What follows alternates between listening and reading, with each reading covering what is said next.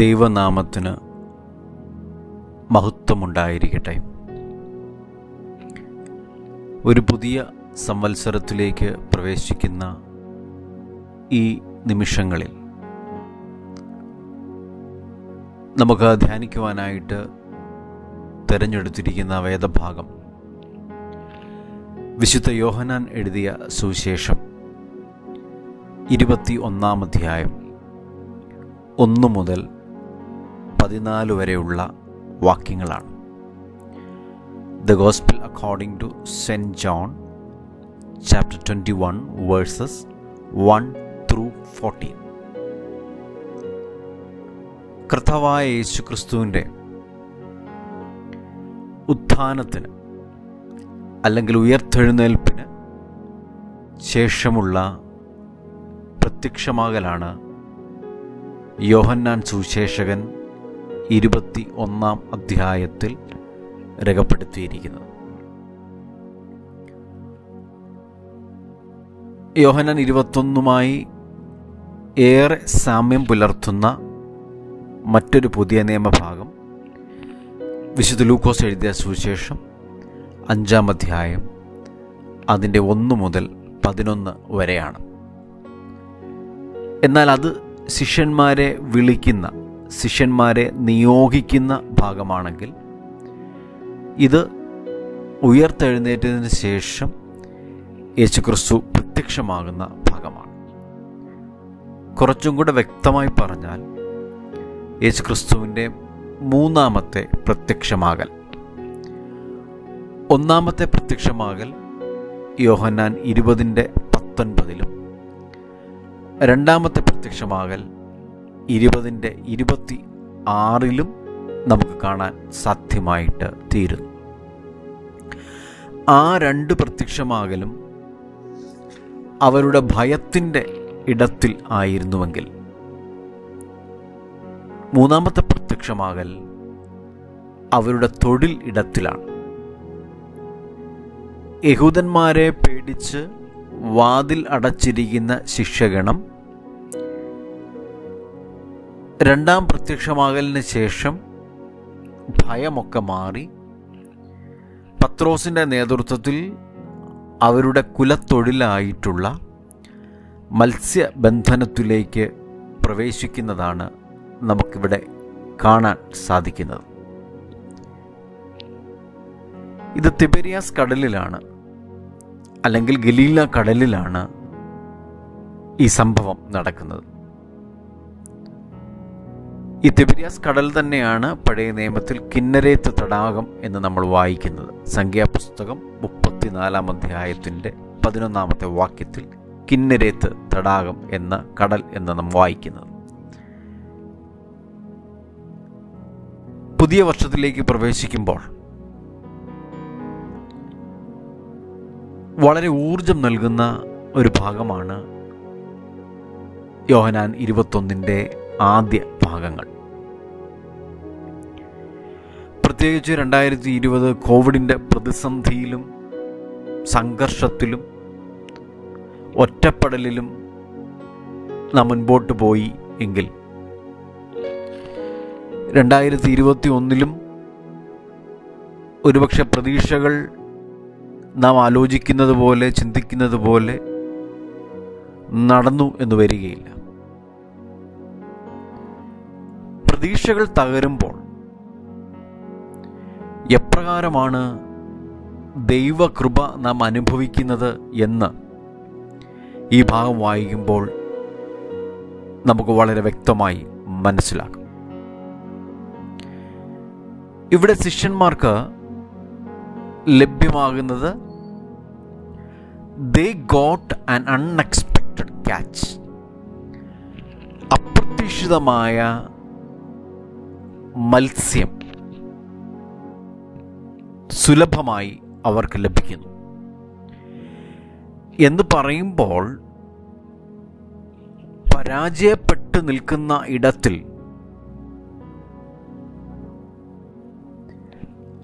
അപ്രതീക്ഷിതമായി ലഭ്യമാകുന്ന ഒരനുഭവത്തിലേക്ക് അവർ മാറുന്നു എന്നുള്ളതാണ് ഈ ഭാഗത്തിൻ്റെ ക്രക്സ്. ഇതിൻ്റെ പ്രാധാന്യം.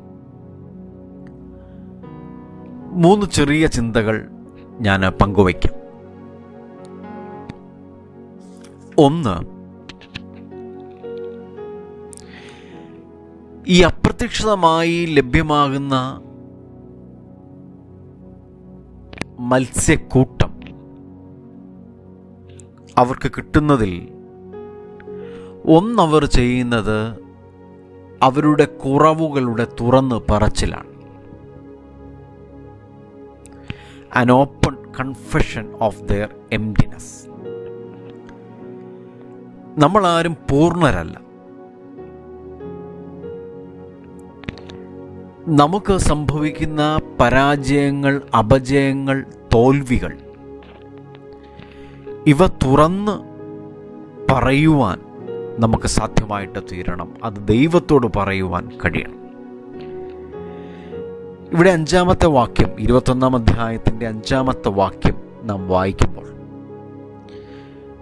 കുഞ്ഞുങ്ങളെ കൂട്ടുവാൻ വല്ലതുമുണ്ടോ എന്ന് ചോദിക്കുന്ന ക്രിസ്തു, അവരുടെ മറുപടി ഇതാണ്, ഇല്ല എന്നാണ്, നത്തിങ് എന്നാണ്.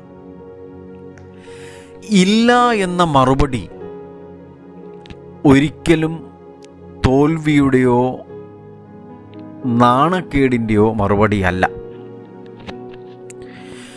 ഇല്ല എന്ന മറുപടി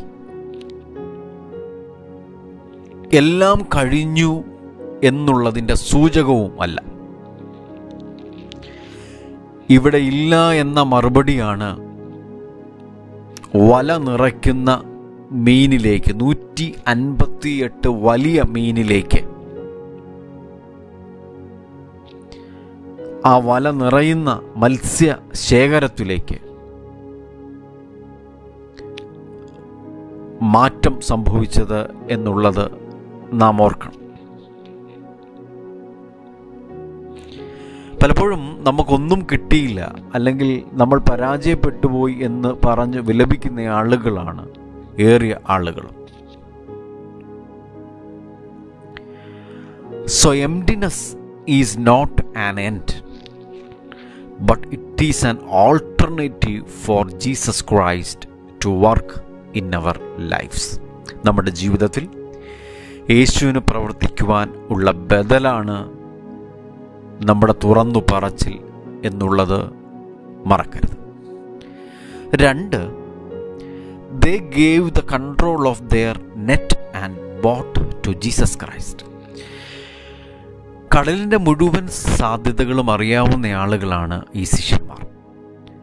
പത്രോസ് ഉൾപ്പെടെ 7 ശിഷ്യന്മാർ മത്സ്യബന്ധന തൊഴിലാളികളാണ്.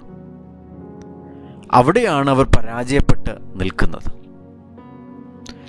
പരാജയപ്പെട്ട് നിൽക്കുമ്പോൾ ക്രിസ്തു പറയുകയാണ് പടകിൻ്റെ വലതുവശത്തേക്ക് വല എറിയാൻ.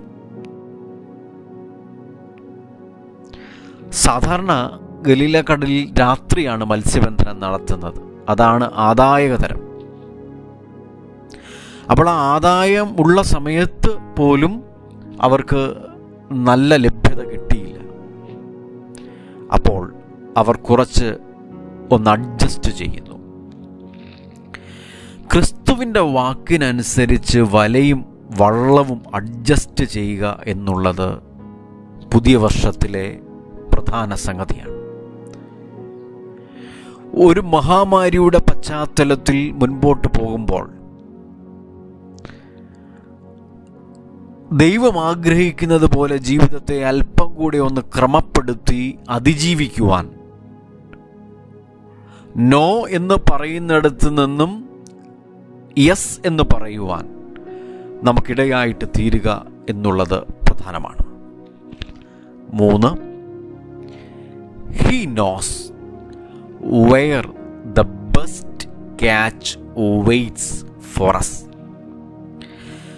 ക്രിസ്തുവിനറിയാം നമുക്ക് പറ്റിയ പെരുത്ത മീൻകൂട്ടം എവിടെയാണ് എന്നുള്ളത്. പഠിച്ച പണി 18 പയറ്റിയ ആളുകളാണ് ഈ ശിഷ്യന്മാർ. ബട്ട് ഹി നോസ്, ക്രിസ്തുവിനറിയാം നിങ്ങൾ അല്പം അഡ്ജസ്റ്റ് ചെയ്ത് വലയെറിയുമ്പോൾ മത്സ്യം നിങ്ങളുടെ വലയിലേക്ക് വരും.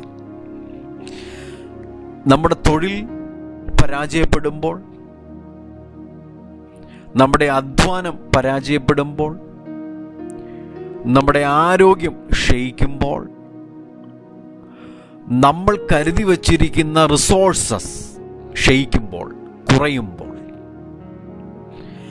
അവൻ നമുക്ക് ഒരുക്കുന്നത് വലിയ ഓഹരിയാണ് എന്നുള്ളത് പുതിയ വർഷത്തിൽ നമുക്ക് ബലം നൽകുന്ന വാക്കുകളാണ്. ഇവിടെ നമ്മൾ കാണുന്നത് യേശുക്രിസ്തു അപ്പം ചുട്ട് അവർക്കായിട്ട് കാത്തിരിക്കുകയാണ്.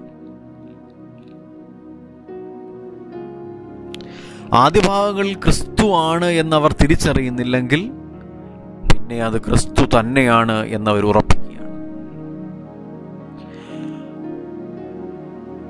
ഭക്ഷണം ഒരുക്കി വെക്കുന്ന കർത്താവ് കടൽക്കരയിൽ, കനൽ ഒരുക്കി വെക്കുന്ന കർത്താവ്, കൂട്ടായ്മയ്ക്കായിട്ട് കടലിൽ അധ്വാനിച്ച ശിഷ്യന്മാരെ കൂടെ വിളിക്കുന്ന കർത്താവ്. ഈ കാത്തിരിപ്പ് ഒരമ്മയെപ്പോലെയാണ്. ഈ കാത്തിരിപ്പ് രണ്ട് കരവും വിരിച്ച് ക്രിസ്തു കാത്തിരിക്കുകയാണ്. ഞാൻ പറയും, ഇത് മറ്റൊരു കുർബാനയാണ്, മറ്റൊരു യൂക്രിസ്റ്റാണ് അവൻ കടൽക്കരയിൽ ഒരുക്കുന്നത്. 3 കാര്യങ്ങളാണ് ഞാൻ ഈ ഭാഗവുമായി ബന്ധപ്പെട്ട് പറഞ്ഞത്. 1, കുറവുകളും സങ്കടങ്ങളും സംഘർഷങ്ങളും ദൈവ മുൻപാകെ തുറന്നു പറയണം.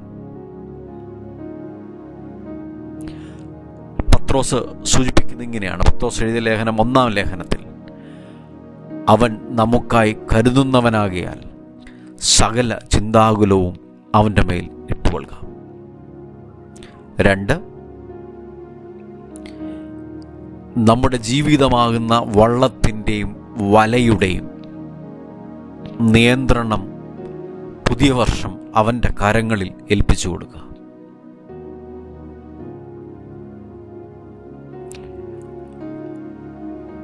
Because he holds the future. അവൻ ഭാവിയെ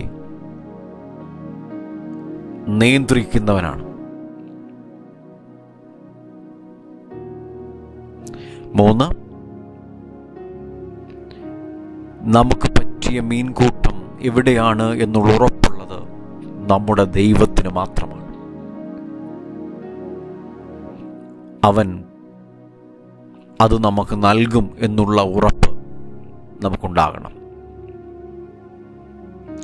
കാരണം അവൻ കടൽക്കരയിൽ വിരിച്ച കരങ്ങളുമായി എനിക്കും നിങ്ങൾക്കും വേണ്ടി കാത്തിരിക്കുന്നവനാണ്. ഒരു ചെറിയ സംഭവം പറഞ്ഞ് ഞാൻ ഈ ധ്യാനം അവസാനിപ്പിക്കാം. ഓഗസ്റ്റ് മാസത്തിൽ കേരളത്തിൽ ഉണ്ടായ വലിയ 2 ദുരന്തമാണ് കോഴിക്കോട് കരിപ്പൂർ വിമാന അപകടവും ഇടുക്കി രാജമലയിലെ പെട്ടിമുടി ഉരുൾപൊട്ടലും. രാജമലയിലെ ഉരുൾപൊട്ടലിൽ ഞാൻ വായിച്ച വാർത്തകളിൽ എന്നെ വളരെ ഹൃദയസ്പർശിയായിട്ട് എനിക്ക് തോന്നിയ, സ്വാധീനിച്ച ഒരു സംഭവമാണ് ധനുഷ്ക അല്ലെങ്കിൽ ധനു എന്ന് വിളിക്കുന്ന 2 വയസ്സുകാരിയുടെ മരണം. ധനുഷ്കയും ധനുഷ്കയുടെ അപ്പനും അമ്മയും സഹോദരിയും ഈ ഉരുൾപൊട്ടലിൽ മരിച്ചു. വല്യമ്മ മാത്രമാണ് ആ വീട്ടിൽ അവശേഷിച്ചത്. അവിടെ വന്ന രക്ഷാപ്രവർത്തകരോട് ഈ വലിയമ്മ പറഞ്ഞു, 4 പേരാണ് എൻ്റെ വീട്ടിൽ നിന്നും കാണാതെ പോയേക്കുന്നത്. അതിലൊരു കൊച്ചു പെൺകുട്ടിയെ കിട്ടി. കുറച്ച് ദിവസം കഴിഞ്ഞപ്പോൾ ഈ ധനുഷ്ക എന്ന് പറയുന്ന പെൺകുട്ടിയുടെ അപ്പനെയും അമ്മയെയും കിട്ടി. ധനുഷ്കയുടെ മൃതശരീരം മാത്രം കിട്ടിയില്ല. രക്ഷാപ്രവർത്തകർ എല്ലായിടവും അന്വേഷിച്ചു. ഈ ധനുഷ്കയുടെ കൂടെ കളിച്ചുകൊണ്ടിരുന്ന ഒരു നായ്, ഒരു പട്ടിയുണ്ട്. അതിൻ്റെ പേര് കുവി എന്നാണ്. ധനുഷ്കയുടെ കളിക്കൂട്ടുകാരിയാണ്. എന്നു മുതൽ ധനുഷ്കയെ കാണാതായോ അന്നു മുതൽ ഈ പട്ടി ഭക്ഷണം കഴിക്കാതെ ഈ യജമാനത്തിക്ക് വേണ്ടി ഇങ്ങനെ അലഞ്ഞ് നടക്കുകയാണ്. 8 ദിവസം കഴിഞ്ഞു. ആ വീട്ടിലെ മറ്റു 3 പേരുടെയും മൃതശരീരങ്ങൾ കിട്ടി. ഒരു ദിവസം രാവിലെ രക്ഷാപ്രവർത്തകർ വരുമ്പോൾ ദുരന്തം നടന്ന സ്ഥലത്തിന് കുറച്ച് അകലെ താഴെയായിട്ട് ഒരു ചെറിയ നദിയുണ്ട്. ആ നദിയുടെ മധ്യേ ഒരു തടയണയുണ്ട്. അത് നാച്ചുറലി ഉണ്ടായ തടയണയാണ്. കല്ലും പുല്ലുമൊക്കെ വന്ന് രൂപപ്പെട്ട തടയണ.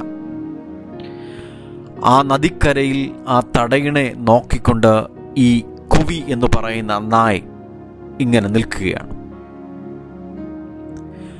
ഇത് കണ്ടപ്പോൾ രക്ഷാപ്രവർത്തകർ പറഞ്ഞു, ഒരുപക്ഷെ ആ കുഞ്ഞിൻ്റെ മൃതശരീരം അവിടെ കാണും, അതുകൊണ്ടാണ് ഈ നായ് നിന്ന് കുരയ്ക്കുന്നത്.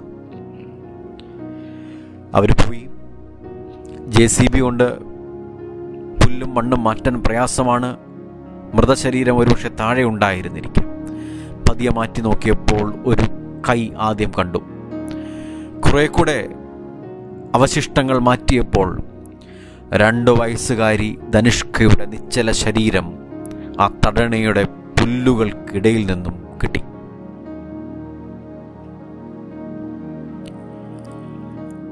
ആളുകൾ പറയുന്നത് ഈ കുവി എന്ന് പറയുന്ന നായ് ഈ കഴിഞ്ഞ 8 ദിവസക്കാലം ധനുഷ്കയെ അന്വേഷിച്ച് മണം പിടിച്ച് നടക്കുകയായിരുന്നു, ജലപാനം പോലുമില്ലാതെ. ഇതിൻ്റെ മൃതശരീരം കിട്ടിക്കഴിഞ്ഞിട്ടും ഈ നായ ഒരു ലയത്തിൻ്റെ പിറകിൽ പോയി ക്ഷീണിച്ച് അവശയായി കിടക്കുകയാണ്. എന്നെ വളരെയധികം സ്വാധീനിച്ചൊരു സംഭവമാണ് ഈ സംഭവം.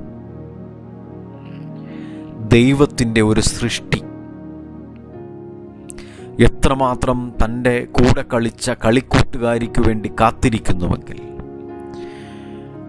കടലിൽ പരാജയപ്പെട്ടു പോകുന്നവർക്കു വേണ്ടി കനലൊരുക്കി കാത്തിരിക്കുന്ന ക്രിസ്തു പുതിയ വർഷം നമ്മുടെ കൂടെയുണ്ട് എന്നുള്ളത് മറക്കരുത്.